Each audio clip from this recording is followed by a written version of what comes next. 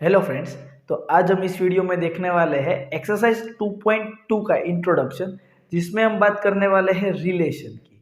तो रिलेशन सीखने से पहले आपको कार्टेशियन प्रोडक्ट आना जरूरी है, जिसके बारे में हमने 2.1 एक्सरसाइज में ऑलरेडी देखा हुआ है। अगर जिन बच्चों को वो नहीं पता है तो प्लीज़ जाके कार्टेशियन प्रोडक्ट समझ लो, तभी आपको ये समझना बहुत ही आसान रहेगा। क्योंकि रिलेशन की जो डेफिनेशन है ना, वो डेफिनेशन में आता है कि वो सबसेट होता है कार्टेशियन प्रोडक्ट का। अभी हम देखते हैं एक एग्जांपल, उसके बाद में मैं आपको डेफिनेशन समझाने वाला हूँ कि रिलेशन है क्या। तो देखो बच्चों, हम नॉर्मली बात करें तो रिलेशन दो लोगों के बीच में होता है। रियल लाइफ में भी दो लोगों के बीच में रिलेशन होता है ना, जैसे कि आपका और आपके पापा का रिलेशन। तो आप और आपके पापा दो लोग हुए ना, आप और आपके पापा, उन दोनों के बीच में क्या रिलेशन है? फादर एंड सन का। यानी कि कुछ कंडीशन होती है। आप और आपका भाई बाजू में है, तो मैंने आपका बोला भाई ब्रदर, वो एक कंडीशन है कि आप दोनों के बीच में क्या रिलेशन है, तो कि ब्रदर का रिलेशन है। वैसे ही रिलेशन समझने के लिए आपको दो सेट की जरूरत पड़ेगी। किसकी जरूरत पड़ेगी? दो सेट। हम एक सेट ए लेते हैं जिसके अंदर एलिमेंट है 1 2 3, और सेट बी लेते हैं जिसके अंदर एलिमेंट है 4 5 6।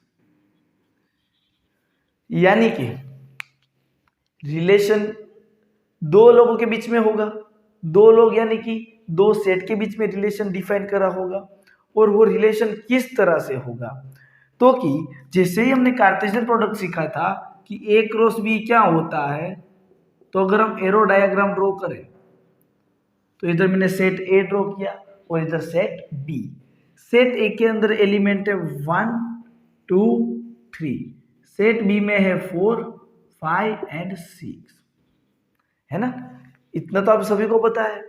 अभी अगर मैं इसका कार्टेशियन प्रोडक्ट निकालू बच्चों, ए क्रॉस बी, तो ए क्रॉस बी में क्या होता है कि सेट ए के एवरी एलिमेंट सेट बी के साथ पेयर बनाता है, यानी कि रिलेशन बनाता है। अब रिलेशन की डेफिनेशन आएगी समझना। 1 4 के साथ पेयर बनाएगा, 1 5 के साथ भी पेयर बनाएगा, और 1 6 के साथ भी पेयर बनाता है।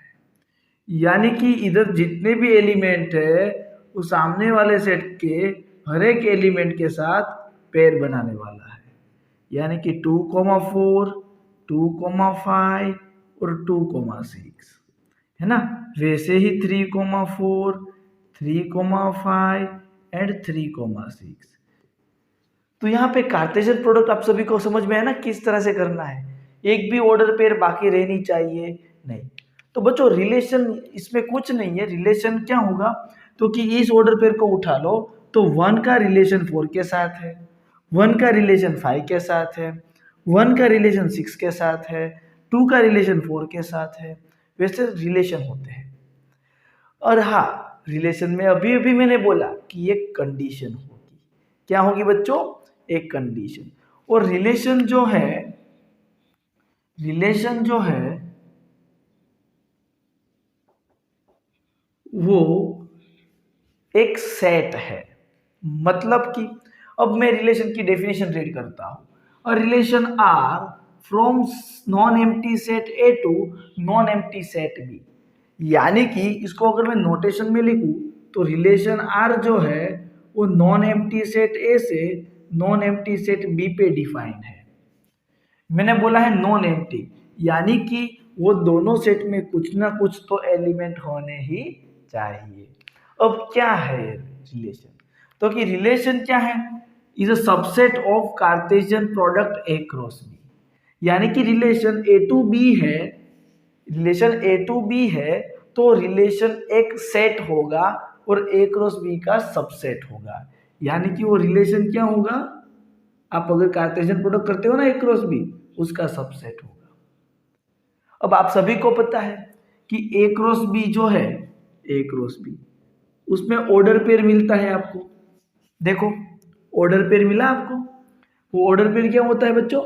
एक्स कोमा वाई फॉर्म में, where first element first set में से बिलोंग करता है, X belongs to A, and second element second set से। यानी कि इधर तो पेयर ही तो बनता था 1 का 4 के साथ, 1 का 5 के साथ, 1 का 6 के साथ। यानी कि रिलेशन जो है वो A क्रॉस B का सबसेट होगा, यानी कि रिलेशन भी एक सेट होगा। क्या होगा? सेट। तभी तो इसका सबसेट हो सकता है ना? लेकिन रिलेशन में कंडीशन होती है। फादर सन का रिलेशन मेरा और आपका रिलेशन टीचर स्टूडेंट का रिलेशन है, वैसे ही उस रिलेशन में कुछ ना कुछ कंडीशन होगी। और मैं आपके सामने एग्जांपल ले रहा हूं, क्या कंडीशन होगी। रिलेशन जो है वो मैं डिफाइन करके दे रहा हूं। रिलेशन में होगा ऑर्डर पेयर, यानी कि दो लोगों के बीच में रिलेशन होगा। इधर मतलब होता है एक्स का रिलेशन वाई के साथ है, लेकिन कैसा रिलेशन है, वो कंडीशन जो है वो इधर लिखनी है। मैं इधर कंडीशन लिख रहा हूं कि जो x है उसमें अगर आप 3 ऐड करोगे तो आपको y मिलेगा, यानी कि y x से 3 टाइम्स बड़ा है, ऐसा रिलेशन मिला। और यहाँ पे x, y लिखा है और रिलेशन में फर्स्ट सेट कौन सा है? a, यानी कि फर्स्ट एलिमेंट किस में से बिलोंग करेगा? a में से, यानी कि x belongs to a। Second element पिछले वाला सेट कौन सा है? b, y belongs to b। मैंने ऐसा कंडीशन दे दिया। अब इस रिलेशन में कौन से रिलेशन आएंगे?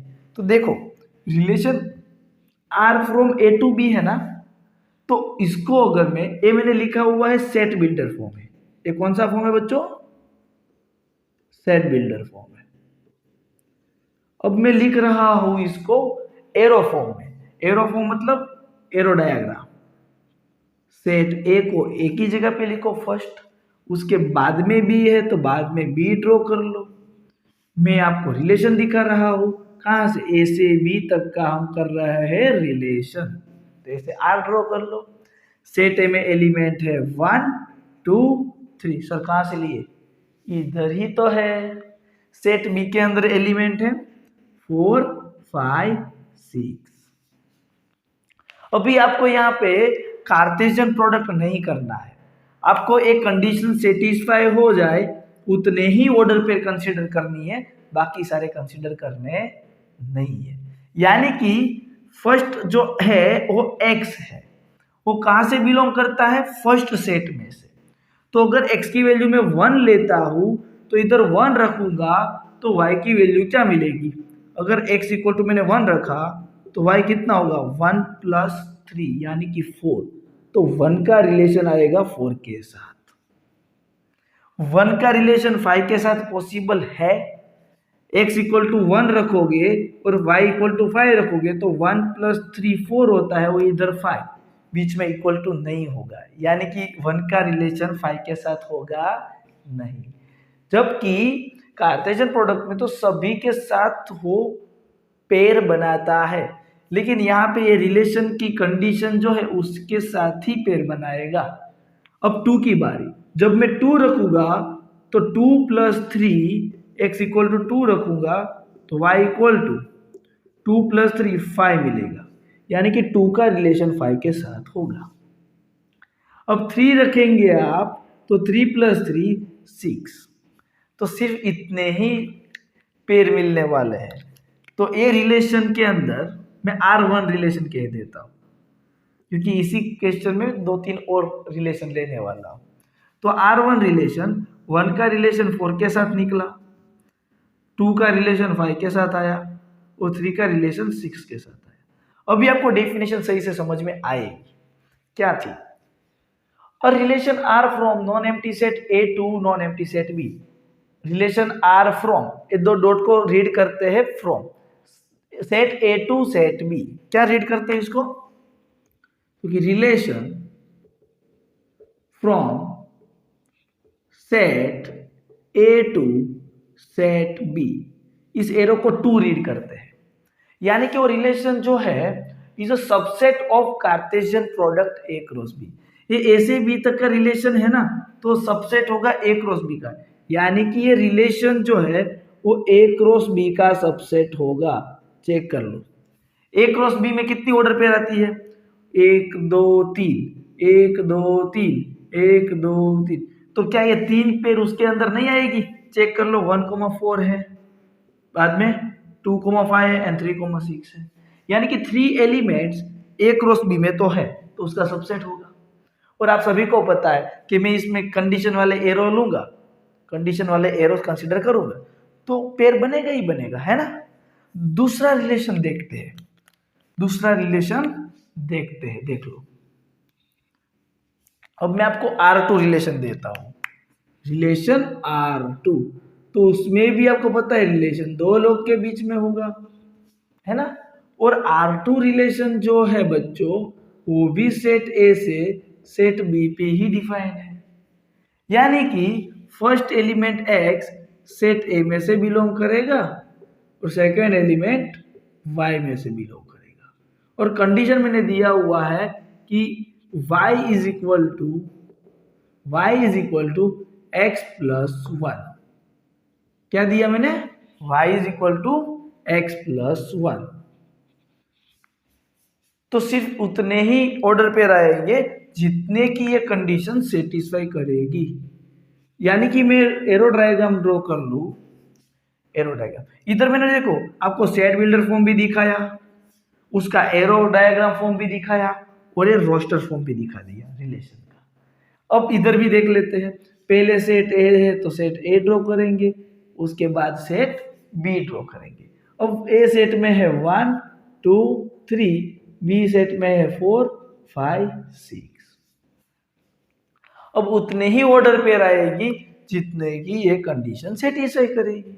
यानी कि x की जगह पे 1 रखेंगे तो y होता है 2, लेकिन y जो है वो पिछले वाले सेट में से बिलोंग करता है और x फर्स्ट वाले सेट में से। x की वैल्यू मैंने 1 लिया तो y हमें मिला 2, 1 प्लस 1 2 है सामने वाले सेट में नहीं है, तो 1,2 वाली 1 का रिलेशन किसी के साथ नहीं होगा। अगर सामने 2 होता ना तभी हो सकता था, क्योंकि 1 के लिए कंडीशन सेटिस्फाई नहीं होती। वैसा कोई y बी सेट में है ही नहीं, है ना। अब 2 रखते हैं तो 2 प्लस 1 कितना होता है बच्चों? 3। सामने 3 भी है नहीं है, तो उसके रिलेशन भी किसी के साथ नहीं आएगा। अब बात करते हैं 3 की, 3 प्लस 1 4, यानी कि 3 का रिलेशन आएगा 4। तो R2 रिलेशन में सिर्फ एक ही रिलेशन मिला 3,4 का, और वो भी सबसेट होगा ए क्रॉस बी का। चेक कर लो, ए भी सबसेट होगा ए क्रॉस बी का। आई बात समझ में बच्चों आप सभी को? अब मैं एक और रिलेशन लेता हूं,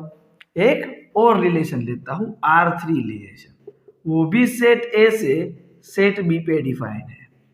और वो R3 रिलेशन में हम लेते हैं, उसमें रिलेशन दो लोग के बीच में होगा, x और y के बीच में, और x is greater than y। और x कहां से बिलोंग करता है बच्चों? x फर्स्ट सेट a में से और y b में से। चलो एरो डायग्राम ड्रॉ कर ले इसका, क्या होगा तो कि देख लो, set a set b, set a के अंदर एलिमेंट है 1 2 3 बच्चों, और इसमें 4 5 6। आपको ऐसे ऑर्डर पेयर लेने हैं कि ये कंडीशन सेटिस्फाई हो। यानी कि x की वैल्यू में 1 लेता हूं तो 1 से ग्रेटर नंबर y कहां से बिलोंग करता है? b में से। तो 4 रखोगे तो क्या 4 से 1 बड़ा होता है? नहीं, तो 1 का रिलेशन 4 के साथ नहीं होगा। 1 है वो 5 से बड़ा होता है, 1 ग्रेटर देन 5 नहीं, तो इसके साथ भी नहीं होगा और इसके साथ भी रिलेशन नहीं होगा। अब 2 की बात करते हैं, तो 2 जो है वो क्या 4 से बड़ा है? नहीं है। 2 5 से भी बड़ा नहीं है, 6 से भी बड़ा नहीं, 2 का रिलेशन भी नहीं आएगा, वैसे 3 का रिलेशन भी नहीं आएगा। यानी कि R3 रिलेशन में कोई ऑर्डर पेयर नहीं मिला, तो ये एम्प्टी रिलेशन है। क्या है बच्चों? Empty relation. तो आपको रिलेशन की डेफिनेशन तो पता चली ना, और वो एम्प्टी रिलेशन भी ए क्रॉस बी का सबसेट होता है। कैसे? चैप्टर नंबर 1 कि एम्प्टी सेट जो है वो किसी भी सेट का सबसेट होगा। ए क्रॉस बी एक सेट ही तो है, एक सेट का दूसरे सेट के साथ कार्टेशियन प्रोडक्ट करते हो तो सेट मिलता है, उस सेट का कोई भी आप एम्प्टी सेट ले लो उसका सबसेट होगा ही, है ना। तो बात हो गई रिलेशन की। अब एक और लास्ट रिलेशन ले ले, R4 रिलेशन, कि उसके अंदर मैंने लिया है x, y order pair where x is less than y, x is less than y, where x belongs to a और y belongs to b। Arrow diagram draw कर ले। तो इधर सेट A है, इधर सेट B है, इसमें है 1 2 3 4 5 6। चेक करते हैं, अगर मैं x की वैल्यू 1 लेता हूं तो सामने y 4 से क्या 1 छोटा है, तो 1 का रिलेशन 4 के साथ होगा। 5 क्या 1 से छोटा है, यस, तो 1 का रिलेशन 5 के साथ होगा। 1 है और 6 से छोटा है, यस, तो 1 का रिलेशन, यानी कि सारे नंबर इस वाले सेट से तो छोटे ही है ना, तो सारी ऑर्डर पेयर आ जाएगी, यानी कि R4 रिलेशन खुद A क्रॉस B पूरा सेट बन जाएगा। देखो ये पूरी ऑर्डर पेयर आने वाली है, यानी कि क्या A क्रॉस B है वो खुद का सबसेट होता है। इस सेट में जितने एलिमेंट्स है सामने वाले सेट में होने चाहिए, है, तो ये सबसेट है। और इस रिलेशन को बोलते हैं यूनिवर्सल रिलेशन। क्या बोलते हैं बच्चों, यूनिवर्सल रिलेशन, क्योंकि पूरा A क्रॉस B बन जाता है, कार्टेशियन प्रोडक्ट खुद रिलेशन है। और ये इधर एम्प्टी रिलेशन। इतना क्लियर है। अभी आपको मैं एक और बात बताने जा रहा हूं। अभी हमें 3 वर्ड सीखने हैं, 3 डेफिनेशन सीखनी है। एक सीखना है डोमेन, एक सीखना है रेंज, और एक लास्ट सीखना है कोडोमेन। इतना सीखने के बाद आपका रिलेशन टॉपिक खत्म हो जाएगा। क्या है डोमेन, रेंज, कोडोमेन? बहुत सिंपल है। रिलेशन के अंदर ये R1 रिलेशन है, उसके अंदर जो भी फर्स्ट एलिमेंट है उसको बोलते हैं कोडोमेन। फर्स्ट एलिमेंट जो भी है उसको बोलते हैं कोडोमेन। यानी कि दूसरी तरह से मैं बोलूं कि एरो डायग्राम में जो पहले वाला सेट है उसके अंदर जो भी नंबर में से एरो बाहर निकलता है उस नंबर का अगर आप एक सेट बना दो तो उसको बोलते हैं डोमेन। यानी कि ऑर्डर पेयर का फर्स्ट एलिमेंट आपने 1,4 ही तो लिखा, तो फर्स्ट एलिमेंट जो है वो क्या होता है, domain, first element of order pair, first element of order pair. यानी कि R1 का डोमेन क्या होगा, डोमेन ऑफ R1, तो कि फर्स्ट एलिमेंट यानी कि जिसमें से एरो बाहर निकलता है वो 1 2 3। अब बात करते हैं रेंज की। किसकी बात करनी है, रेंज R1 की। रेंज यानी कि जिसके ऊपर एरो जाता है ना वो, यानी कि second element of order pair, यानी कि 4 5 एंड 6 रेंज है। और कोडोमेन तो कि इधर होल सेट बी को बोलते हैं codomain, right, whole set of B, यानी कि पीछे जो भी सेट है आर से बी, ये वाला बी सेट है वो खुद क्या हो जाता है, कोडोमेन हो जाता है। और सेट ए के अंदर में जिसके भी अंदर से एरो निकलते हैं वो डोमेन, और जिसके ऊपर एरो जाता है वो होता है कोडोमेन, सॉरी रेंज। तो रेंज पता चला और डोमेन पता चल गया, है ना।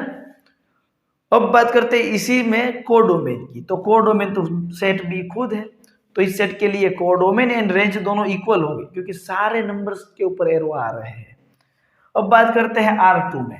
तो R2 का डोमेन क्या होगा, तो 3 में से एरो निकलता है, तो domain of R2 only set 3 होगा। एंड रेंज क्या होगा, तो कि रेंज ऑफ R2, रेंज यानी कि जिसके ऊपर एरो जाते हैं वो, तो कि 4 है। वैसे ही R3 की बात करें तो उसमें कोई एलिमेंट ही नहीं है, तो उसका कोडोमेन भी एम्प्टी सेट होगा और डोमेन भी एम्प्टी सेट होगा। अब बात करते हैं R4, उसमें हर एक नंबर में से एरो बाहर निकलते हैं तो उसका डोमेन होगा R4 का सेट ए इटसेल्फ, पूरा सेट ए, एंड रेंज क्या होगा, क्योंकि रेंज होगा सेट बी, है ना। अब मैं यहाँ पे एक आपको बात बताता हूँ, पिछले वाले सेट के ऊपर जितने पे एरो आता है उसको रेंज बोलते हैं, यानी कि इधर 4 5 6 सब पे एरो आ गए, लेकिन यहाँ पे सिर्फ 4 पे ही आया, तो रेंज में सिर्फ 4 ही है, लेकिन ये रेंज है वो 4 है। कोडोमेन क्या है, पूरा सेट बी कोडोमेन, पूरा सेट बी क्या होता है, कोडोमेन। तो हम ऐसा कह सकते हैं कि रेंज जो है उसके सारे एलिमेंट कोडोमेन में तो हो गए,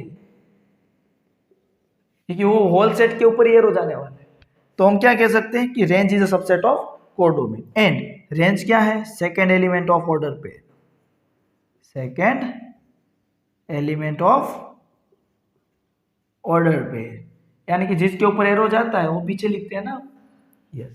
तो ये पूरा रिलेशन मैंने आपको समझा दिया हुआ है। अगर आपको इस रिलेशन वाले टॉपिक में सही से समझ में आया हो तो वीडियो को लाइक करो, चैनल को सब्सक्राइब कर दो। अभी हम देखते हैं एग्जाम्पल नंबर 7, 8 और 9।